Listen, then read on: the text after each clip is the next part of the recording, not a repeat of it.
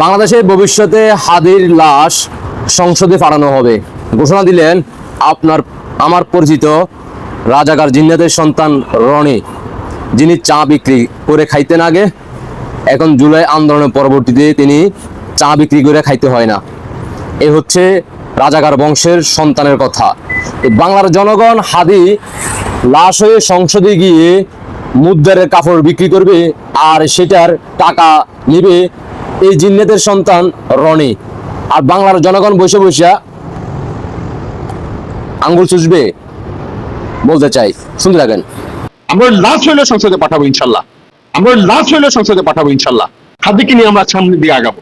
হাদির চেতনাকে হাদির চেতনায় আমরা সারা বাংলাদেশের মানুষের যত রকম নতুন নতুন তরুণ রাজপথে দাঁড়াবে, তার জন্য হাদির যে চেতনা আদর্শিক, তার যে বোঝাপড়া, হাদির চেতনায় আমরা সারা বাংলাদেশের মানুষের যত রকম নতুন নতুন তরুণ রাজপথে দাঁড়াবে, তার জন্য হাদির যে চেতনা আদর্শিক, তার যে বোঝাপড়া, তার যে আল্লাহর রাস্তায় নেমে যাওয়া, তার যে আল্লাহর রাস্তায় নেমে যাওয়া, শহীদের তামান্না নিয়ে নেমে যাওয়া, শহীদের তামান্না নিয়ে নেমে যাওয়া, মানুষের জন্য কাজ করতে চায়, মানুষের জন্য চেষ্টা করা, সংগ্রাম করা, লড়াই করা, এটার জন্য তরুণ ধারণ করে। এই ব্যাপারটা আমরা এখন শিক্ষা দেওয়ার চেষ্টা করবো। আমরা এখন সবাই মিলে নামবো ইনশাল্লাহ।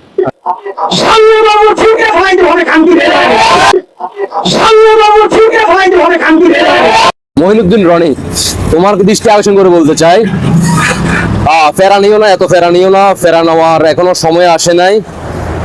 তোমরা নিজেরাই বলতেছ যে তোমাদের হাদি ভাইকে কি যেন করে ছিঁড়ে মিরে ফেলাইছে। তোমরা জানার সত্ত্বেও এখন পর্যন্ত আসামি ধরতে পারো নাই, কারণ তোমরা পরিকল্পিতভাবে তোমরা নিজেরাই তাকে হত্যা করছো জামাতের সাদিক কায়েমকে এমপি পাস করার জন্য। এটা বাংলার মানুষ বুঝতে পারছে। যেখানে তোমরা নিজেরাই ক্ষমতায় আছো, তোমাদের লোকদেরকে এত সকল কিছু প্রমাণ থাকা সত্ত্বেও অ্যারেস্ট করতে পারতেছো না, কারণ এটাই তো তোমরা নতুন বাংলাদেশ উপহার দিছ। 5ই আগস্টের পর থেকে একের পর এক নারী দর্শন হচ্ছে, দেশের সম্পদ নষ্ট হয়ে যাচ্ছে। তোমরা ওইগুলো নিয়ে একবারও কথা বলার সুযোগ পাও নাই। আর হাদিকে তোমরা লাশ হইয়া সেখানে সংসদে ফাড়াইবা, বাংলার মানুষ বসে বসে আঙ্গুল চুষবে।